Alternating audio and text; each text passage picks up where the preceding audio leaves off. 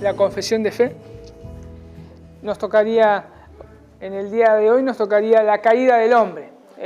Hemos visto las Escrituras, hemos visto quién es Dios, hemos visto la Trinidad, hemos visto la providencia de Dios, los decretos de Dios, y ahora vimos la creación también.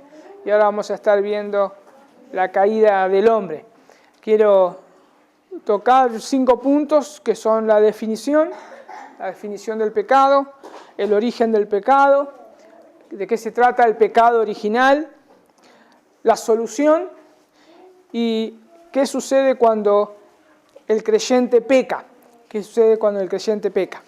Ustedes seguramente ya tienen la confesión de fe, estaría bueno que estén leyendo esa parte. Es un poco larguita esta parte, pero tienen un montón de versículos bíblicos para poder estar estudiando mejor y profundizando acerca de la caída del hombre. Así que el que no tiene la confesión de fe, se la podemos facilitar. Entonces, muchas veces nosotros, no sé si han escuchado de algunas personas o algo que dicen, ¿por qué hay tanta maldad en el mundo? ¿Por qué tantas guerras? ¿Por qué, si Dios existe, por qué deja morir tantos niños? Y etcétera. Y hay un montón de preguntas que se levanta la gente cuestionando su dedo acusador y poniéndolo a Dios en el banquillo de los acusados. Y culpándolo a Dios absolutamente de todo. Y todo es por razón, es la caída del hombre. Por la caída de Adán y Eva allí en el huerto, al principio. Pero, ¿qué significa la palabra pecado? ¿Qué significa la palabra pecado? La palabra pecado es una palabra que en griego es amartía o jamartía, o como ustedes quieran pronunciarlo. Es amartía. Y esa definición de amartía se utilizaba creo que lo habíamos explicado una vez cuando dije el tema de qué es el Evangelio. Se usaba para la arquería. Cuando un hombre, un arquero, tiraba una flecha y le erraba al blanco. Esa palabra errar al blanco significa amartía. O sea que cuando nosotros leemos pecado, por ejemplo, en la Biblia, y cuando leamos pecado, nos tenemos que conectar que es amartía. Por si quieren decir, bueno, ya sé griego, podemos decir, amartía o jamartía. Entonces eso significa errar al blanco. Pero ¿qué pasa? Esto no se puede aplicar a la Biblia porque implica simplemente un error menor. Un error menor. El hombre que tiraba simplemente tiraba al blanco, y si le erraba, y bueno, perdí mi turno. Entonces, no es simplemente errar al blanco como un error común de cualquier ser humano, bíblicamente. Entonces, ¿qué significa bíblicamente? Fíjense ahí en Romanos 3:23. Yo lo voy a leer de la Biblia de las Américas, porque tiene una mejor traducción y me gustó mucho como dice, por cuanto todos pecaron, ¿qué dice ¿cómo era que decía la Reina Valera? Por cuanto todos pecaron, exacto, por cuanto todos pecaron están destituidos de la gloria de Dios. Pero una mejor traducción sería como la Biblia de las Américas, por cuanto todos pecaron, no alcanzan la gloria de Dios. No alcanzan la gloria de Dios. Así que nosotros, para pegarle al blanco, nuestro blanco es pegarle a la ley moral de Dios y a su carácter moral. Eso es, cuando nosotros pecamos, cuando nosotros erramos al blanco, no estamos diciendo, es un simple error. Estamos errándole a la ley moral de Dios y a su vez al carácter moral de Dios. Si nosotros realmente somos observadores de nosotros mismos y del mundo, obviamente, que nos rodea, podemos concluir que no somos capaces de alcanzarlo. Es más, me gusta mucho como lo dice Sproul. Dice, ni siquiera nos acercamos en nuestros intentos. No podemos. Ni siquiera, por más que nosotros intentemos alcanzar nuestro blanco, que es alcanzar la ley moral de Dios, el carácter de Dios, ni siquiera en un intento podemos alcanzar. Ni siquiera.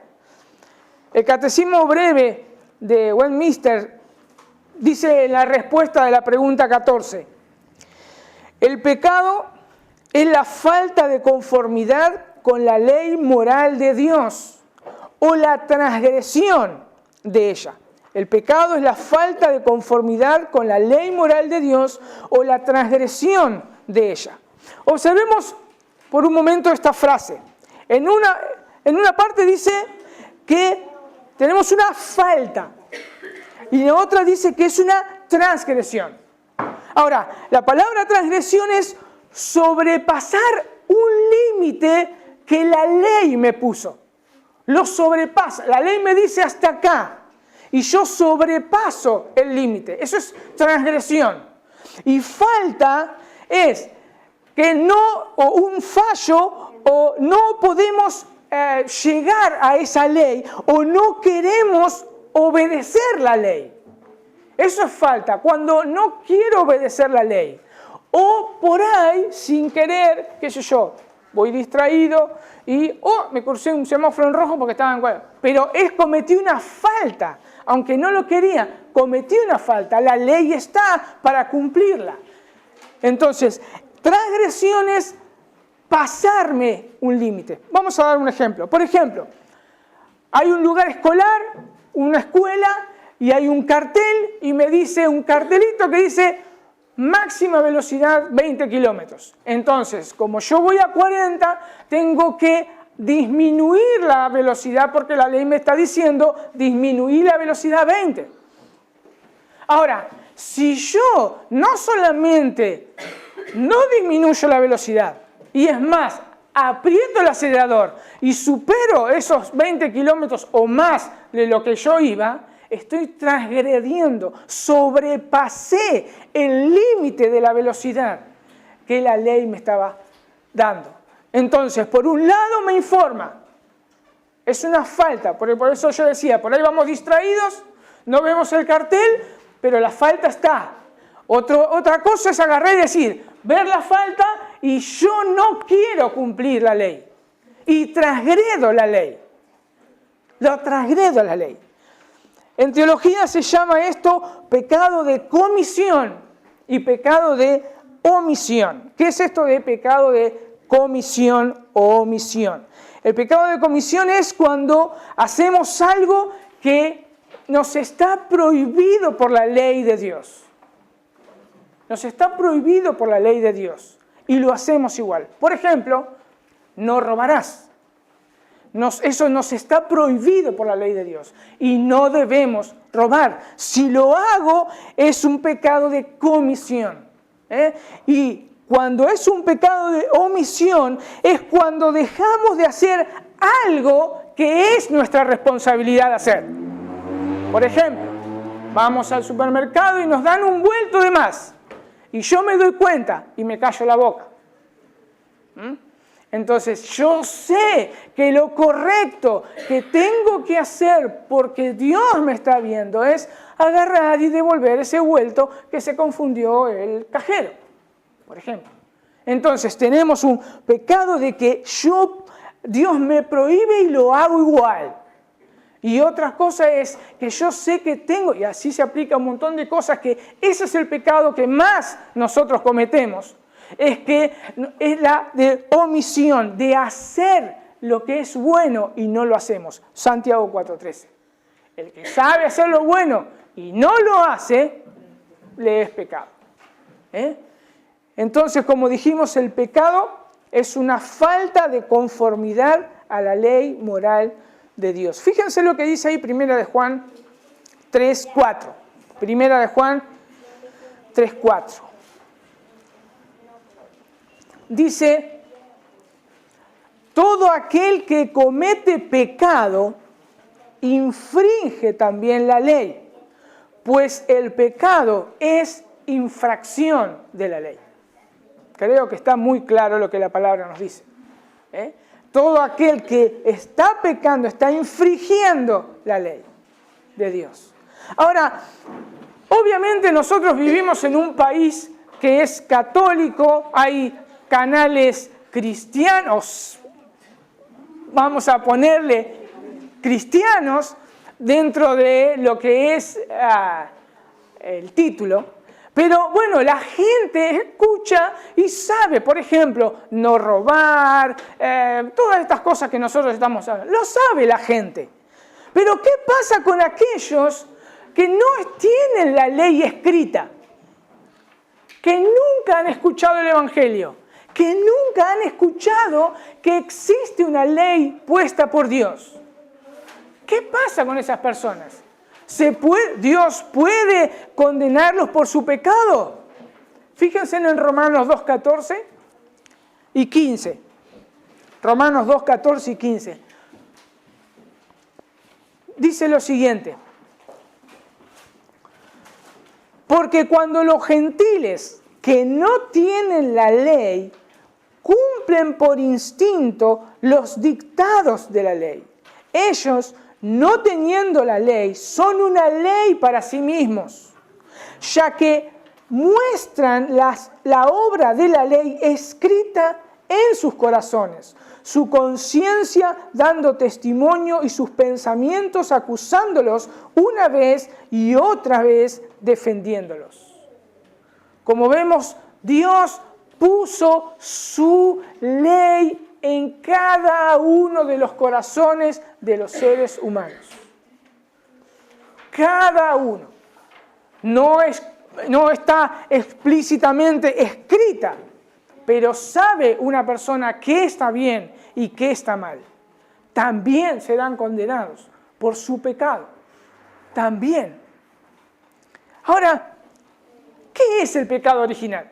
Ya vimos que el significado no es simplemente errar al blanco, sino es que no nos conformamos a la ley de Dios, que cuando queremos apuntar ahí, de seguro vamos a estar chingueándole. Pero, ¿qué es el pecado original?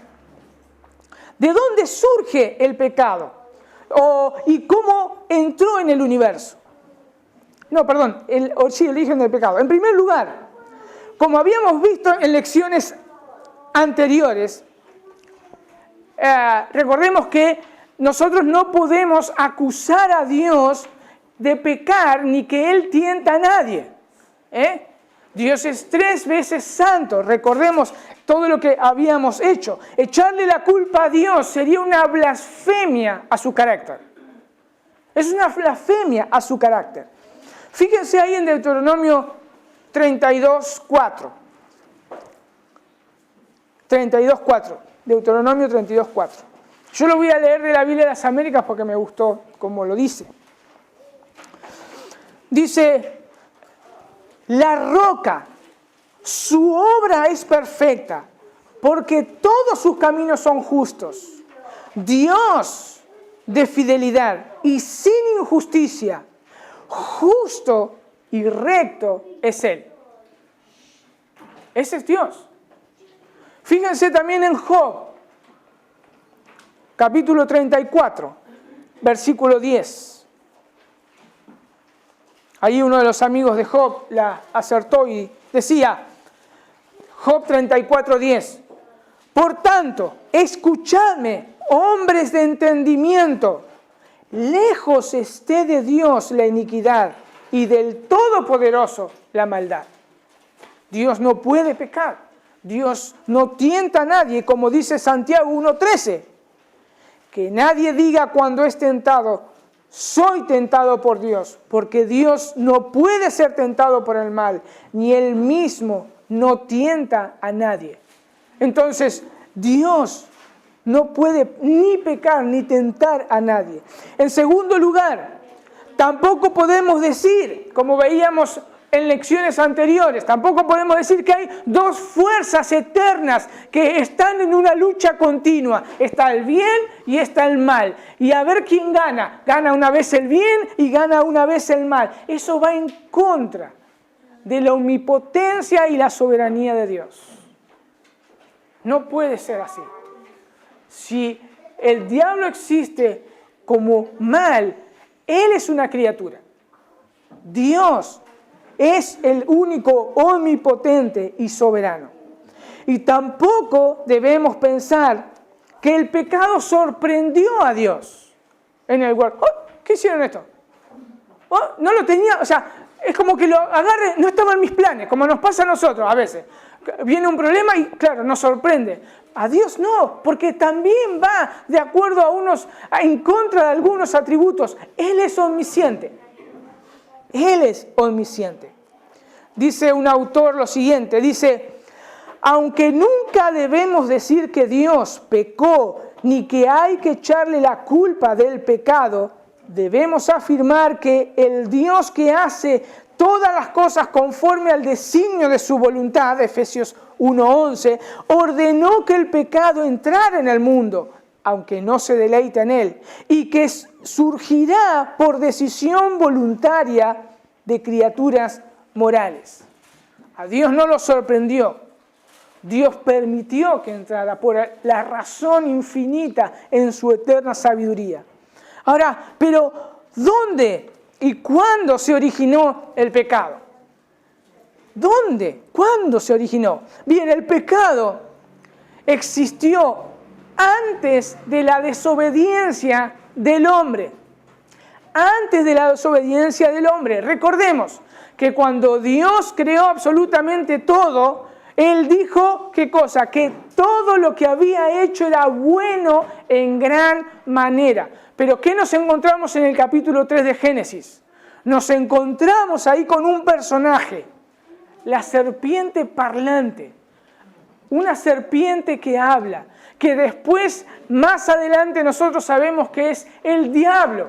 Fíjense lo que dice Jesús acerca de él, del diablo. Juan 8:44. Juan 8:44. Dice, vosotros sois de vuestro padre el diablo, y los deseos de vuestro padre queréis hacer. Él ha sido homicida desde el principio y no ha permanecido en la verdad, porque no hay verdad en él. Cuando habla mentira, de suyo habla, porque es mentiroso y padre de mentira. La Biblia obviamente calla. La Biblia calla absolutamente. ¿Cuándo fue el momento exacto que Satanás y los ángeles se rebelaron contra Dios? Enmudece la Biblia. No nos dice. En ese sentido, nosotros no sabemos cuándo Satanás y aquellos ángeles cayeron de su estado original. Pero no pasa lo mismo con la humanidad. Nosotros sabemos el lugar que se originó en el pecado en la humanidad y cómo fue. Obviamente también lo podemos ver en el registro de Génesis 3. ¿Dónde fue ese lugar? En el jardín del Edén. ¿Cómo se originó? Eva fue tentada por la serpiente y tanto Adán como Eva desobedecieron a Dios, tomando y comiendo del fruto que Dios le dijo, no van a comer, porque desde el momento que coman, ustedes van a morir. Y por ese pecado cae toda la humanidad junto con ellos. Entonces, podemos ver dónde y cuándo se origina solamente el pecado de la humanidad, no de los ángeles ni de Satanás. No sabemos. Sabemos, como dice el Señor Jesús, que el diablo es mentiroso desde el principio. Podemos deducir desde el principio de la creación, pero no podemos afirmar el momento. No hay registro. pero sí podemos afirmar el momento que la humanidad cae y ahí es arrastrada absolutamente toda la humanidad.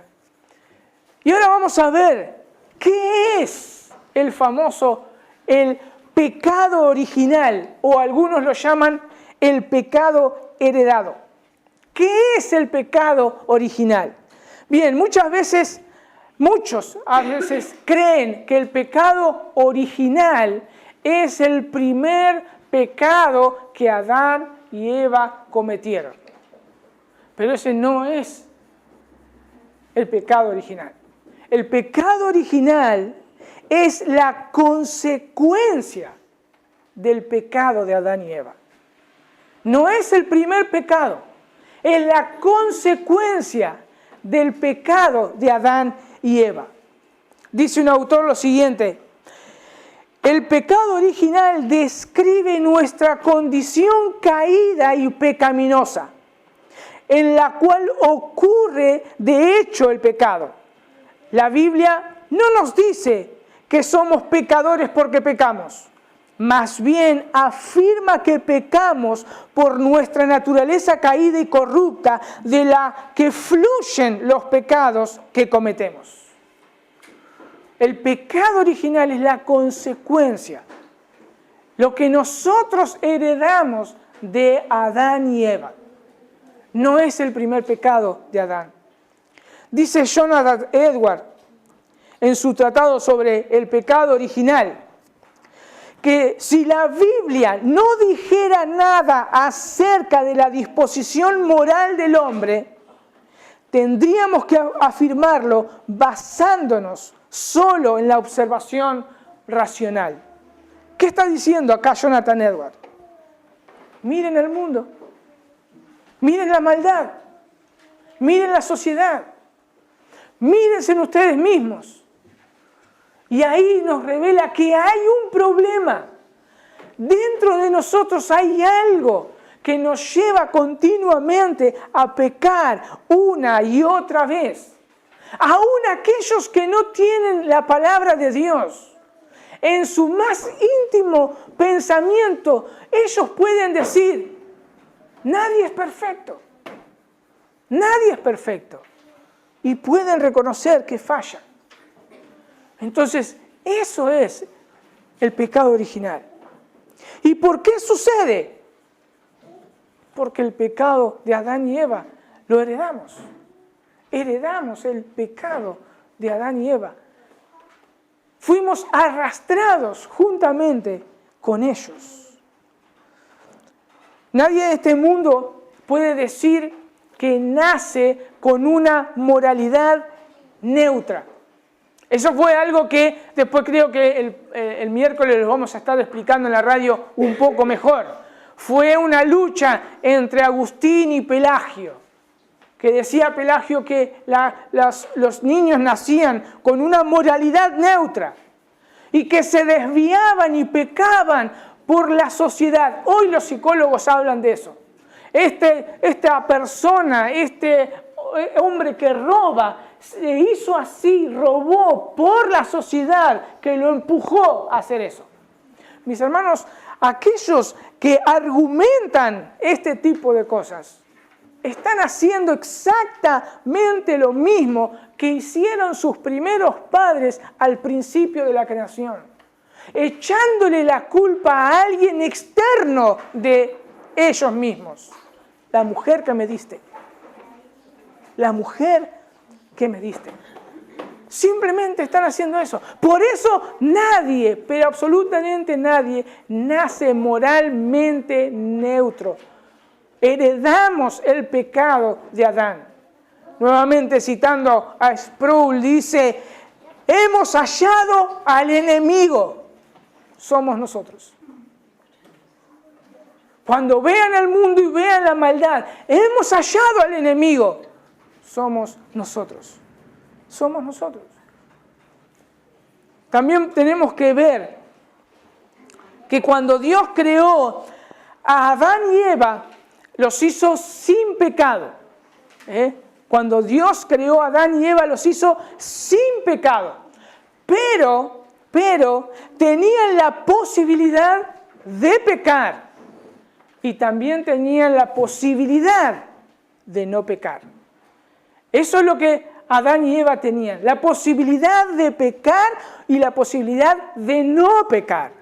Ahora, cuando Adán y Eva caen en pecado, la humanidad entera se le perdió la capacidad de no poder no pecar. Ahora el ser humano no puede no pecar.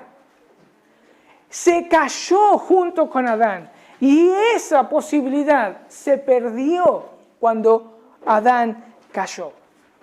Y eso nosotros tenemos que entenderlo. Nosotros no podemos decir, un ser humano no puede decir, yo puedo no pecar. No. Eso lo tenían nuestros primeros padres, que fueron hechos perfectos y sin pecado. Pero cuando ellos pecaron, la posibilidad de no pecar se perdió. Y lo único que nosotros sabemos es pecar y pecar. Eso es lo que nosotros hacemos. Veamos 2 puntos acerca del pecado heredado. Vamos a ver que heredamos la culpa, pero también vamos a ver que heredamos la corrupción del pecado de Adán. La culpa heredada. Porque Adán pecó, a nosotros se nos considera también culpables por heredad. Se nos considera culpables por heredad, porque Adán pecó. Veamos ahí Romanos 5:12. Y es acá donde nosotros, hay mucha gente que empieza a refunfuñar cuando escucha esto, que la culpa se nos fue imputada o heredada de Adán. Romanos 5:12 dice lo siguiente: por tanto, como el pecado entró en el mundo por un hombre, y por el pecado la muerte, así la muerte pasó a todos los hombres, por cuanto todos pecaron. Acá lo que Pablo está hablando no son de los pecados diarios que nosotros cometemos. Si nosotros leemos desde el versículo 12 al versículo 21, Pablo está haciendo una comparación entre Adán y Cristo. Eso es lo que está haciendo Pablo.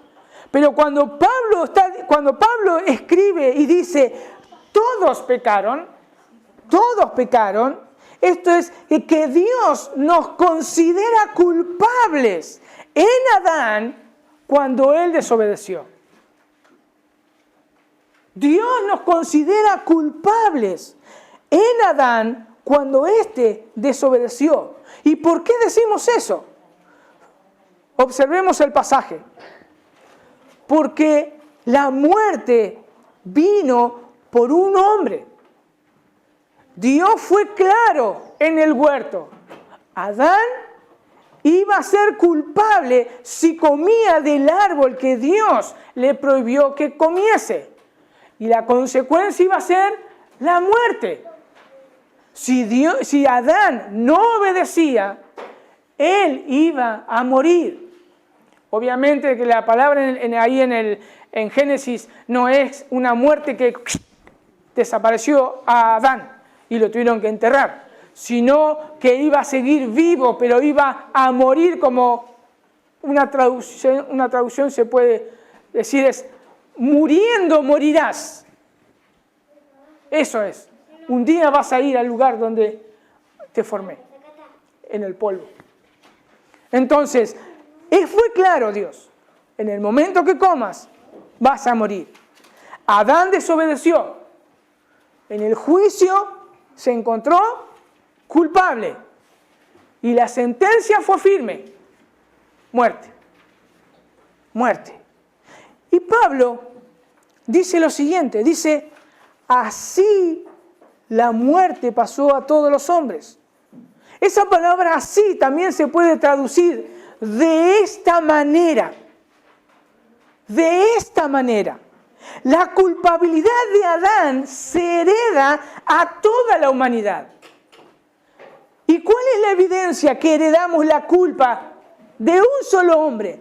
¿Cuál es la evidencia? La muerte. La muerte. Esa es la evidencia de que nosotros nos encontramos culpables en Adán también. La muerte es la evidencia. Y eso es lo que Pablo va a argumentar en los versículos 13 y 14. Cuando Pablo habla en el versículo 13 y 14, comienza: antes que la ley viniese desde Adán hasta Moisés, no podían ser culpables de transgresión de la ley, porque la ley no existía. Pablo está diciendo, no existía la ley, no pueden ser culpables. Pero ¿qué pasaba desde Adán hasta Moisés? La gente moría. La gente moría.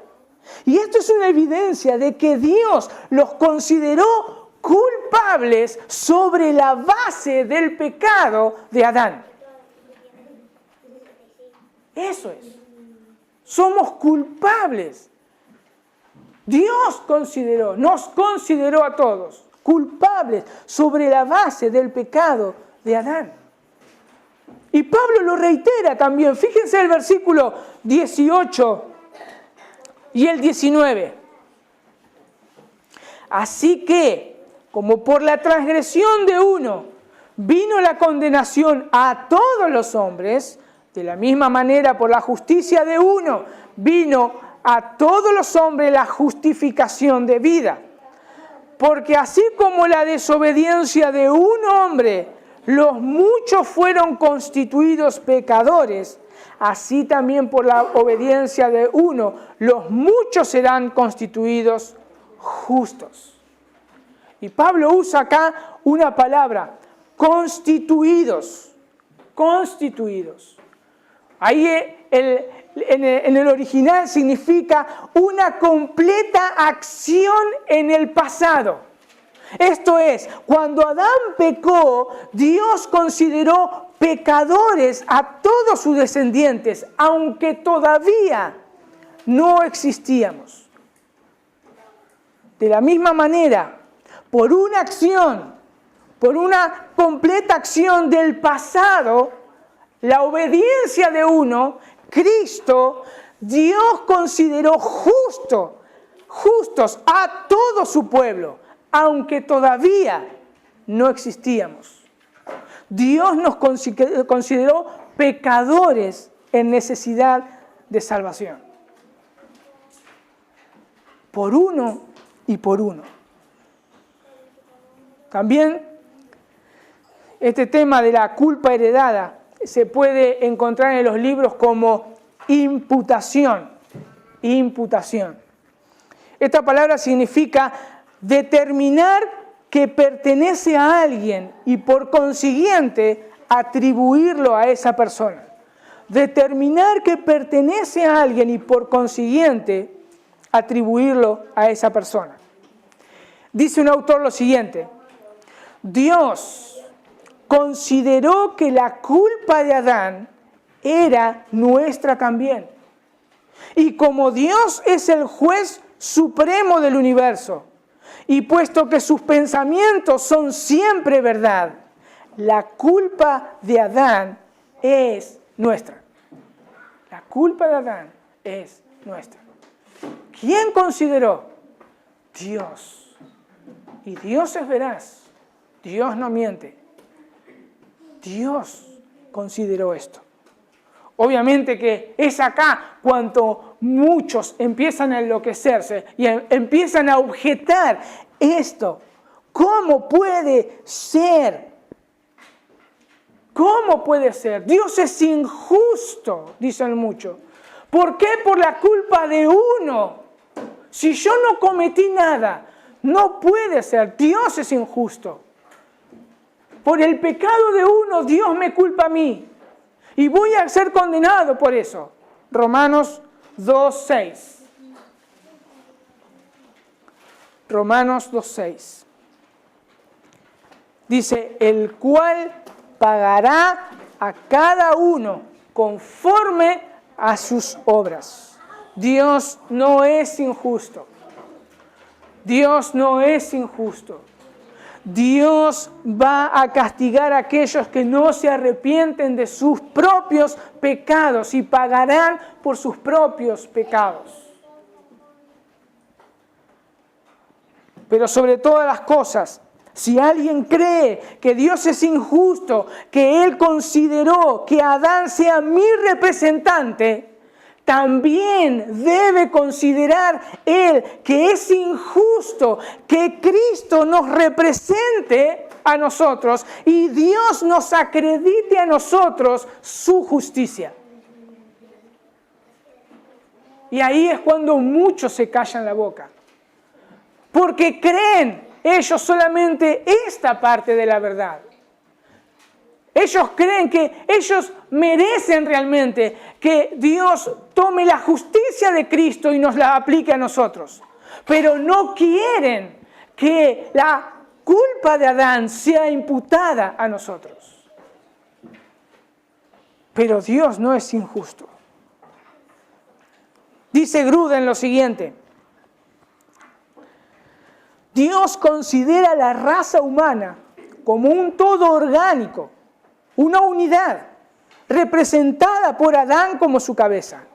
Y Dios también considera a la nueva raza de creyentes, a los que han sido redimidos por Cristo, como un todo orgánico, con Cristo como representante y cabeza de su pueblo. Es así. Dios nos considera y nos imputa tanto la culpa de Adán, pero si nosotros venimos en arrepentimiento y fe, se nos imputa la justicia de Cristo a nosotros, por su obediencia. La otra cosa que tenemos que ver es la corrupción heredada. Vimos la culpa heredada. La culpa es entonces considerada como algo legal. Dios nos ve culpable y nos imputa el pecado de Adán. La corrupción heredada es que tenemos una naturaleza pecadora debido al pecado de Adán. Nacemos con una naturaleza pecadora por el pecado de Adán. También fue heredado. Fíjense el Salmo 51.5. Salmo 51.5. Dice lo siguiente: He aquí, en maldad fui formado,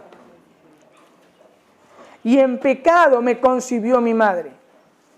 Fíjense también el Salmo 58, versículo 3. Salmo 58, versículo 3. Dice: Se apartaron los impíos desde la matriz, se descarriaron hablando mentira desde que nacieron. En primer lugar, hay que dejar en claro algo. El versículo 5 del Salmo 51 lo usan para decir que estaba hablando David del pecado de la madre. Y el versículo 1 al 4 confirma que estaba hablando de su propio pecado. Él vio desde el principio de su vida y se consideró pecador. El ejemplo más claro que nosotros tenemos para ver que heredamos una naturaleza corrupta es simplemente ver a un pequeño. Nosotros no tenemos que enseñarle a hacer ningún tipo de mal. Lo hacen solitos. Nosotros lo que tenemos que hacer es enseñarle el bien, no el mal. Eso demuestra su naturaleza corrupta, heredada por el pecado de Adán. Ahora, ¿qué áreas de nuestra vida abarca esta corrupción? La corrupción abarcó absolutamente todas las áreas de nuestra vida. Nuestro intelecto, nuestras emociones, nuestros deseos, nuestro corazón, nuestra mente, absolutamente todo está corrupto. Fíjense cómo Pablo le escribe a Tito. Tito 1:15. Y vamos a ir más rápido. Tito 1:15 dice: Todas las cosas son puras para los puros, Mas para los corrompidos e incrédulos nada es puro, sino que tanto su mente como sus conciencias están corrompidas. También Jeremías 17:9, me gustó como lo dice la Biblia de las Américas, más engañoso que todo es el corazón y sin remedio. ¿Quién lo comprenderá? Un corazón engañoso y sin remedio. Esa es lo que la naturaleza que heredamos. Ahora, esto quiere decir que alguna persona no puede hacer algo bueno. ¿Quiere decir que una persona común no puede hacer algo bueno? Sí pueden hacer cosas buenas. Sí pueden ser. Fíjense en Mateo 7:11, lo que el Señor Jesús dice. Mateo 7:11. Pues si vosotros siendo malos sabéis dar buenas dádivas a vuestros hijos, etcétera, etcétera. Pero fíjense cómo el Señor Jesús comienza. Él enfatiza que las personas son malas. O sea, está apuntando a su corrupción. Ustedes son malos. Ustedes son malos. Pero hacen cosas buenas. Le proveen a sus hijos. Y eso es algo bueno. Hay a veces muchos cristianos o que se llaman cristianos que no proveen para su hogar.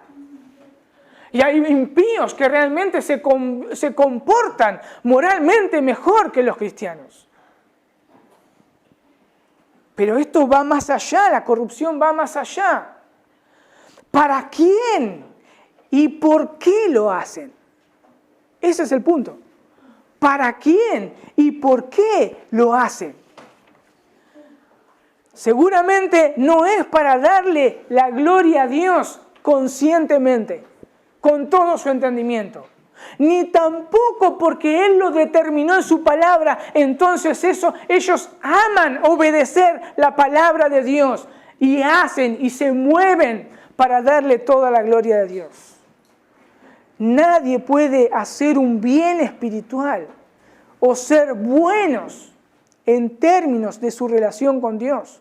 Pablo en Efesios 4:18 dice, teniendo el entendimiento entenebrecido, ajenos a la vida de Dios, por la ignorancia que en ellos hay, por la dureza de su corazón. Fíjense también en Romanos 8:8, me gustó, aplica mejor la versión de la NBI. Romanos 8:8 dice, los que viven según la naturaleza pecaminosa no pueden agradar a Dios. Los que viven según la naturaleza pecaminosa no pueden agradar a Dios. No pueden agradar a Dios. Su naturaleza está completamente corrompida. Completamente corrompida. En Juan 15:5 dice, yo soy la vid, decía Jesús, y ustedes son las ramas. El que permanece en mí, como yo en él, dará mucho fruto. Pero ¿qué pasa cuando están separados? Separados de mí, nada pueden hacer, a menos que Dios nos injerte en la vid, que es Cristo. Nadie puede dar frutos buenos. Nadie. Nadie puede dar frutos buenos.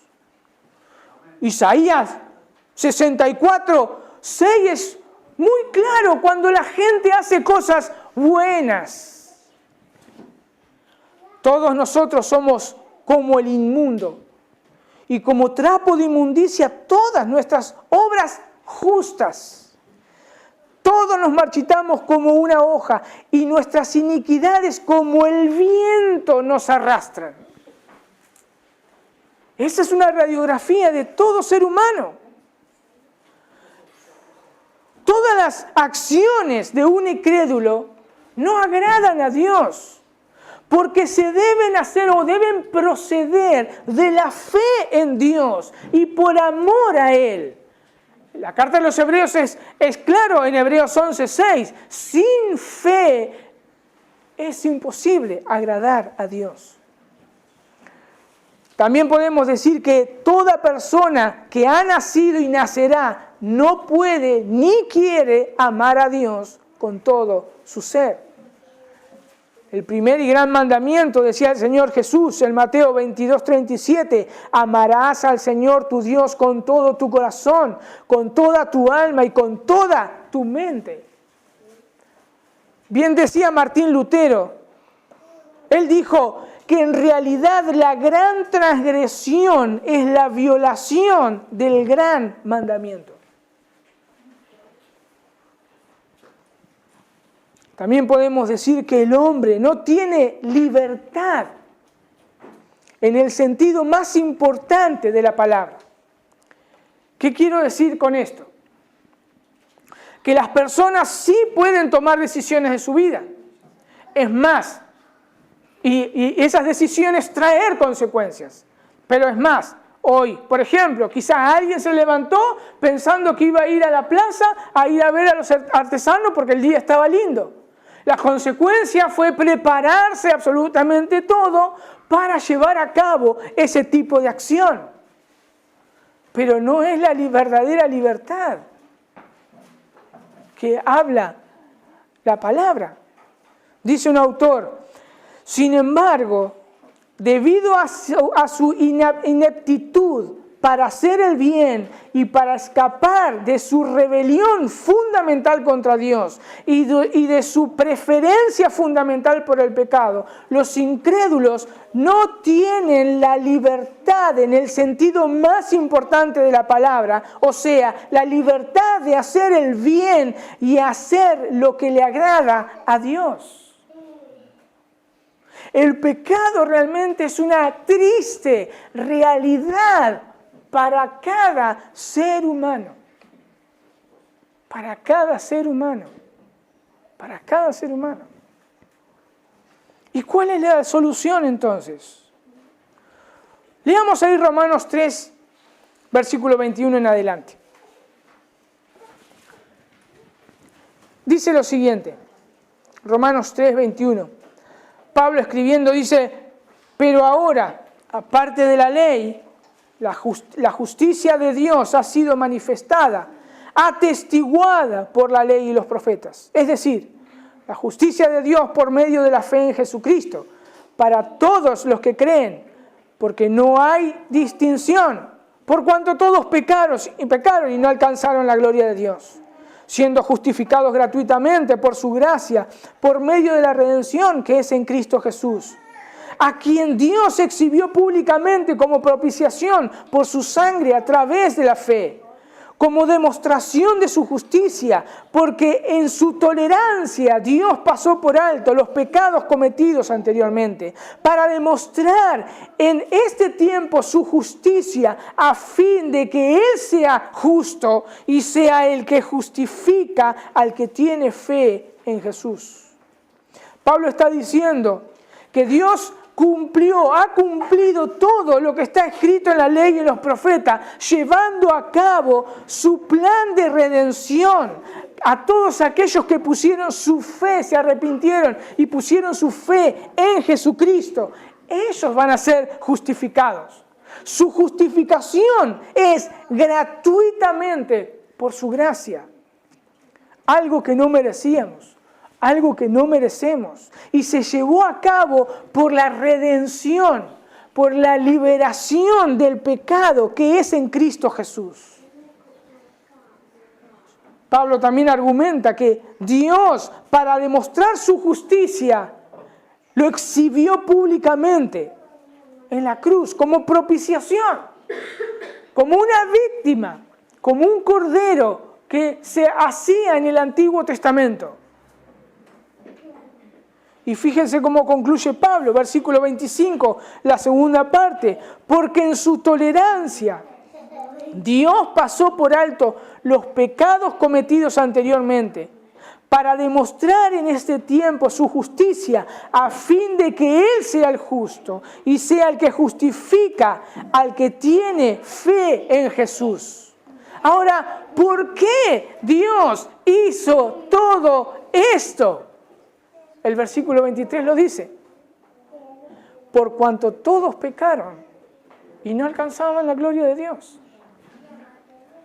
Dios tuvo que hacer esa obra testificada en toda la ley y los profetas, cumplida en Cristo. Y Él es el justo. Él es el justo. Que todos aquellos que vienen en arrepentimiento y fe son justificados por medio de su Hijo Jesús. Por eso Pablo dice que Cristo, en Romanos 5, Cristo es el nuevo Adán, el representante, la cabeza de la nueva raza de creyentes. Recordemos nuevamente lo que dijimos anteriormente citando a Gruden. Dice, Dios consideró a la raza humana como un todo orgánico, una unidad representada por Adán como cabeza, y Dios también considera a la nueva raza de creyentes, a los que han sido redimidos por Cristo, como un todo orgánico, con Cristo como representante y cabeza de su pueblo.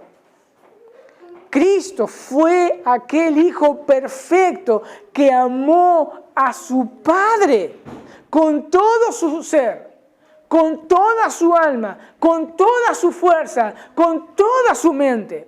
Y no se desvió jamás. Jamás se desvió de la voluntad de su Padre. Es más, cuando Él estaba agonizando ahí en Getsemaní, en Lucas 22:43 dice, diciendo, Padre, si quieres pasa de mí esta copa, pero no se haga mi voluntad, sino la tuya. Ahí sale después a defenderlo Pedro y le corta la oreja ahí a uno. ¿Y qué le dice Jesús reprendiéndolo a Pedro? Juan 18:11. Jesús entonces le dijo, Pedro, mete tu espada en la vaina. La copa que el Padre me ha dado, ¿no la he de beber? ¿No la he de beber? Cristo es el verdadero Hijo de Dios. Cristo es el nuevo Adán que nos representa perfectamente.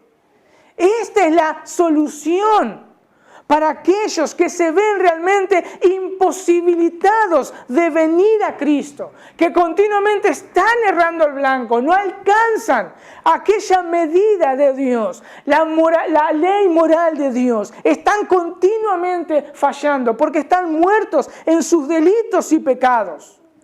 Ellos no reconocen, no pueden reconocer absolutamente nada, ni la gloria de Dios, nada. Y así deben venir. Esa es la esperanza. En Cristo y por Cristo, Dios justifica al pecador que viene en arrepentimiento y fe. Eso es lo que hace Dios. Solo Cristo. Solo Cristo.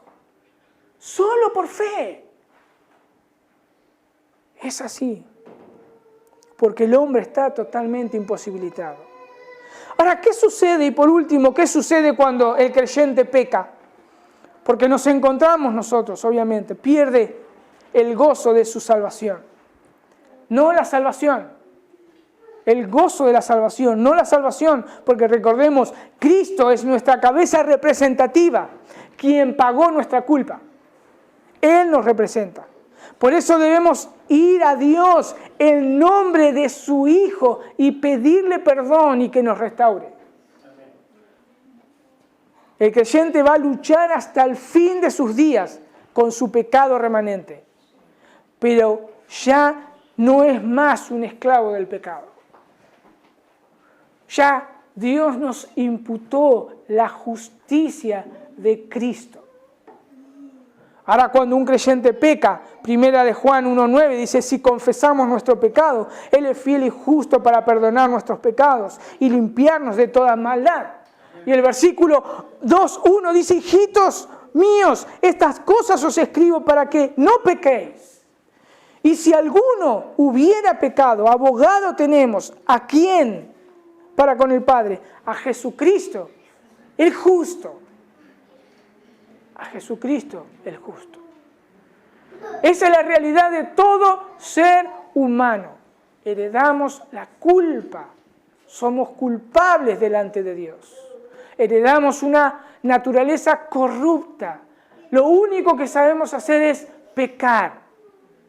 Pero aquellos que vinieron en arrepentimiento y fe y creyeron en la obra del Señor Jesús, ese hombre perfecto, Cristo, hombre, verdadero Dios, Él sí pudo obedecer a Dios perfectamente y ahora es nuestro representante, cabeza de aquellos creyentes que se arrepintieron de sus pecados. Y su justicia fue imputada a nosotros. Y hoy como creyentes, como hijos de Dios, cada vez que pequemos, podemos ir delante del trono de la gracia. Porque un abogado tenemos, Jesucristo el justo. Y pedirle perdón y restauración. Y lo vamos a obtener todas las veces que vayamos. Vamos a orar. Señor, gracias por tu inmensa gracia. Gracias por esa obra tan grande de salvación que no podemos entender ni imaginarnos. Señor, queremos adorarte, exaltarte solamente a ti, porque tú eres justo, Señor, justo. Concede, Dios, el arrepentimiento a aquellos que no te conocen. Haz lo mismo que has hecho con nosotros. Abre sus ojos, Señor. Y, Señor, que podamos nosotros fortalecernos en tu gracia y siempre recordar que tenemos a Jesucristo el justo intercediendo por nosotros. Gracias, bendito Salvador, por la solución que nos has dado, porque no nos has dejado muertos en nuestros delitos y pecados, sino por tu gracia nos salvaste, nos redimiste, nos adoptaste como hijos, nos sellaste con tu Espíritu Santo para el día de la redención y un día te veremos a ti, porque podemos ver solamente tu gracia y tu misericordia. En el nombre de Jesús. Amén.